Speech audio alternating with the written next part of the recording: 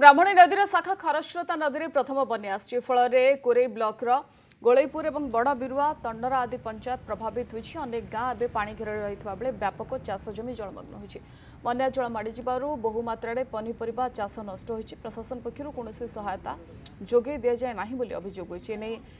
बन्या पीड़ितों सहित अधिक आलोचना कर जाजपुर प्रतिनिधि प्रकाश राउत। गतकाली राति जो खरस्रोता नदी में प्रथम बन्या जल आसी जहाँफल कि बर्तमान जो आप खरस्रोता नदी कूल लोक मैंने बर्तमान गाँ गुड़िक बर्तमान बन्या प्रभावित होती आम बर्तमान अच्छु कोरेई ब्लॉक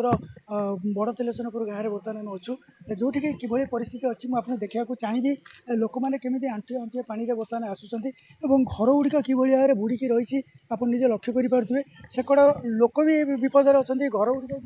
खरस्रोता नदी में जहाँफल कि लोक मैंने सचेतन थे राति कौन जिनपतर बाहर करें कि गोरु गाई कि गृहपालित पशु आनीपारे जहाँफल कि सकाल है बाहर को आसवा बहुत कष्ट हो पड़ुଛି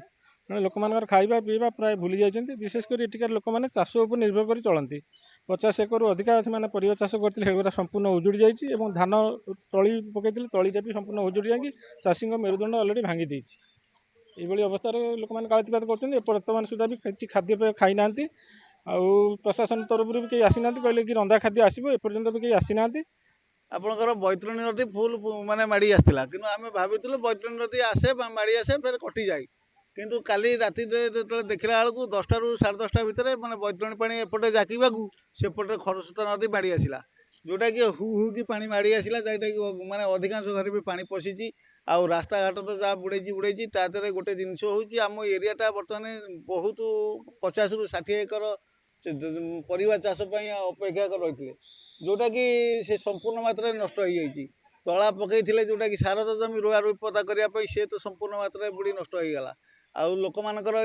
मेरुदंड भांगिला भाया भांगी देती समस्ते मन दुखरे बसी कौन कहे कि परिस्थिति परिस्थिति नई तो आसिक सब सत्यानाश कर दिन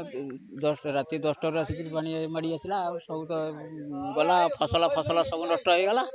आ गोरु गाई तो सेमती आसिक सड़क उपर मनीष जी आसे सड़क जिनस पतर बाहर जी जो अच्छा घरे से पानी तो पशिगला कौन कर फसल जहाँ थी सी नष्ट होगा सार तो तली पड़ता सी भी नष्ट होगा किछि दिन तले पानी को लेकिन चाषी मैंने जो आशार बांधी चाष करने इच्छा प्रकाश करते कि बर्तमान जल बहुल हवा फल बर्तमान चाष नष्ट होती तो ये क्षेत्र में सरकार चाषी मान प्रति कि पदक्षेप नौकरी जो मैंने विपन्न अच्छा से सरकारी सहायता जोगे देवाई दाबी होती जाजपुर प्रकाश राउत कनक न्यूज।